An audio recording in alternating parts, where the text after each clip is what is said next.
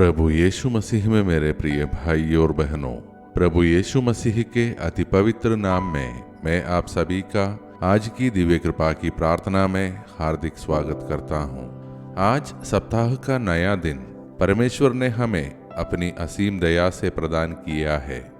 आइए इस नए दिन की शुरुआत हम उसके चरणों में धन्यवाद और विश्वास के साथ करें।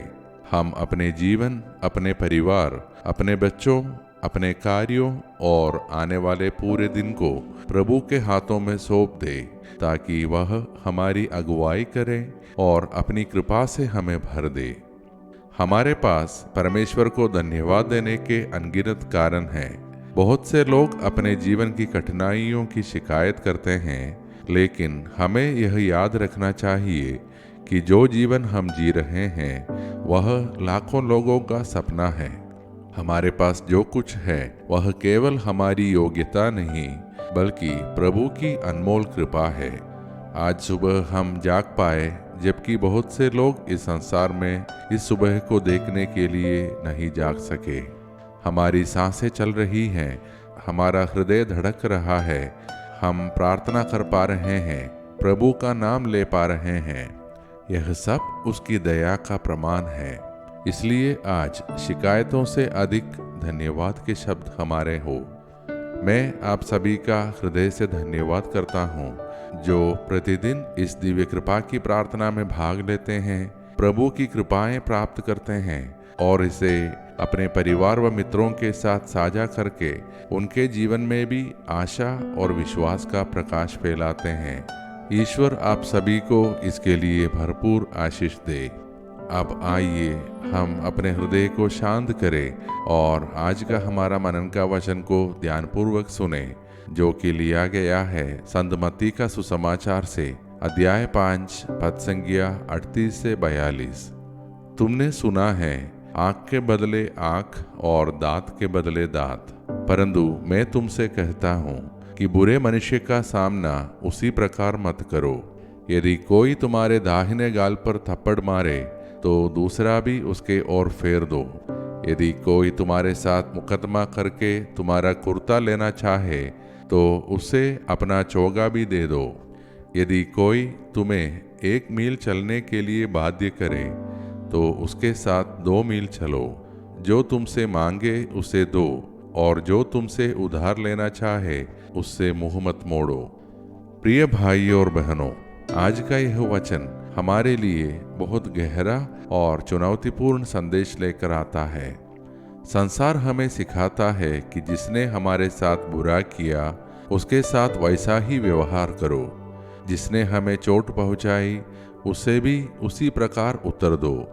लेकिन प्रभु यीशु हमें एक बिल्कुल अलग मार्ग दिखाते हैं, प्रेम, क्षमा और उदारता का मार्ग। जब प्रभु कहते हैं कि यदि कोई तुम्हारे दाहिने गाल पर थप्पड़ मारे तो दूसरा भी फेर दो, तो इसका अर्थ अन्याय को स्वीकार करना नहीं है। इसका अर्थ है कि हम अपने जीवन को घृणा और प्रतिशोध के दास न बनने दें। यदि हम हर अपमान का उत्तर क्रोध से देंगे तो हमारे भीतर शांति कभी नहीं रहेगी। यीशु हमें सिखाते हैं कि सच्ची शक्ति बदला लेने में नहीं, बल्कि स्वयं पर नियंत्रण रखने में है। जो व्यक्ति क्षमा कर सकता है वही वास्तव में मजबूत है। क्रोध कुछ समय के लिए संतोष दे सकता है, लेकिन क्षमा जीवन भर की शांति देती है। जो तुमसे मांगे उसे दो। यह केवल धन देने की बात नहीं है। कई बार लोगों को हमारी मुस्कान, हमारा समय, हमारी सहानुभूति, हमारी प्रार्थना और हमारे प्रेम की आवश्यकता होती है। परमेश्वर ने हमें केवल अपने लिए नहीं, बल्कि दूसरों के लिए भी आशीष बनाया है। जब यीशु कहते हैं कि यदि कोई 1 मील चलने को कहे तो 2 मील चलो, तब वे हमें साधारण से आगे बढ़ने का निमंत्रण देते हैं। केवल कर्तव्य निभाना पर्याप्त नहीं, बल्कि प्रेम से करना ही मसीही जीवन की पहचान है। आज के समय में परिवारों में छोटी छोटी बात मनमुटाव हो जाता है, मित्रताएं टूट जाती है, रिश्ते कमजोर पड़ जाते हैं, क्योंकि लोग क्षमा करने के लिए तैयार नहीं होते, लेकिन यदि हम इस सुसमाचार को अपने जीवन में अपनाएं तो हमारे घरों में शांति, समाज में प्रेम और हमारे हृदयों में प्रभु की उपस्थिति अनुभव होगी। आज आइए हम प्रभु से प्रार्थना करें कि वे हमें ऐसा हृदय दे जो शिकायत करने के बजाय धन्यवाद करें, बदला लेने के बजाय क्षमा करें और केवल अपने लिए नहीं बल्कि दूसरों के लिए भी आशीष का कारण बने। आइए अब हम सब मिलकर प्रभु से प्रार्थना करें। सर्वशक्तिमान परमेश्वर, जैसे ही हम इस नए दिन की शुरुआत करते हैं, हम जीवन के इस अनमोल उपहार और उन अनेक आशीषों के लिए तेरा धन्यवाद करते हैं जिन्हें तूने उतारदा से हमें प्रदान की है। हे प्रभु, हम स्वीकार करते हैं कि कई बार हम तेरी कृपाओं को भूल जाते हैं और केवल अपनी समस्याओं को देखते हैं। आज हमारे हृदयों को कृतज्ञता से भर ताकि हम हर परिस्थिति में तेरा धन्यवाद कर सकें। हे प्रभु, हमारे परिवारों को अपनी पवित्र उपस्थिति से भरे। हमारे घर प्रेम, शांति, आनंद और एकता के घर बने। परिवार के प्रत्येक सदस्य के बीच सम्मान, विश्वास और सहयोग बना रहे। हमें एक दूसरे की संगति में सच्चा सुकून मिले और हमारा घर तेरे प्रेम का प्रतिबिंब बने। हम अपने माता पिता, पति पत्नी, बच्चों, भाई बहनों और सभी प्रियजनों को तेरे हाथों में सौंपते हैं। उन्हें उत्तम स्वास्थ्य, समृद्धि, सुरक्षा और सच्ची खुशियाँ प्रदान कर उन्हें हर पाप, हर प्रलोभन और हर प्रकार की बुराई से सुरक्षित रख। हे प्रभु, आज विशेष रूप से उन सभी भाइयों और बहनों को आशीष दे जो अपना जन्मदिन या विवाह वर्षगांठ मना रहे हैं। उनके जीवन के प्रत्येक वर्ष में तेरी कृपा बढ़ती जाए।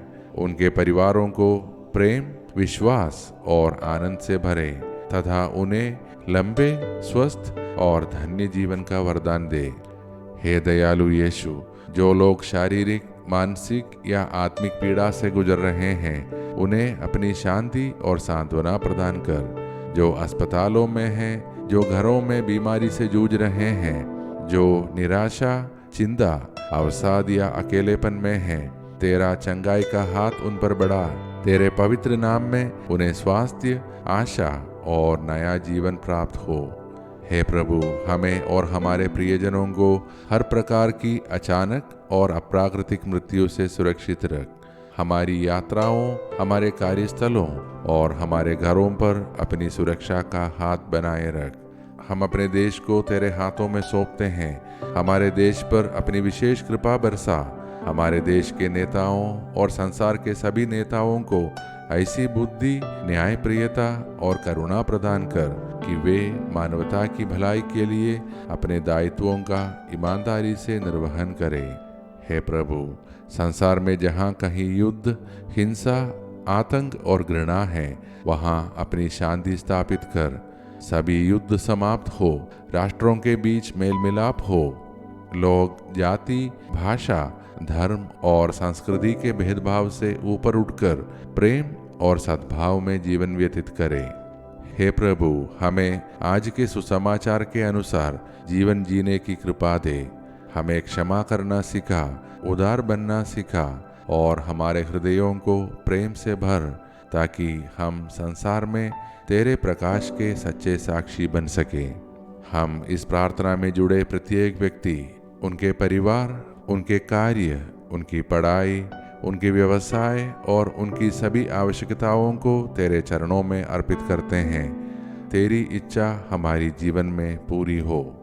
ये सारे प्रार्थनाएं और हमारे मन के अन्य प्रार्थनाएं हम समर्पित करते हैं हमारे प्रभु यीशु मसीह के सामर्थी नाम में। आमीन।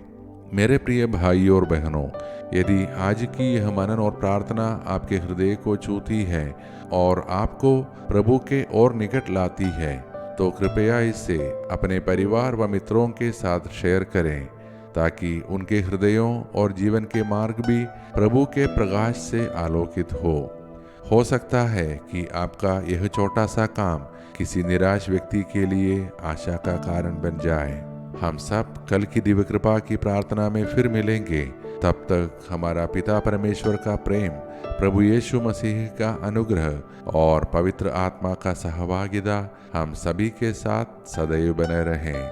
आमीन।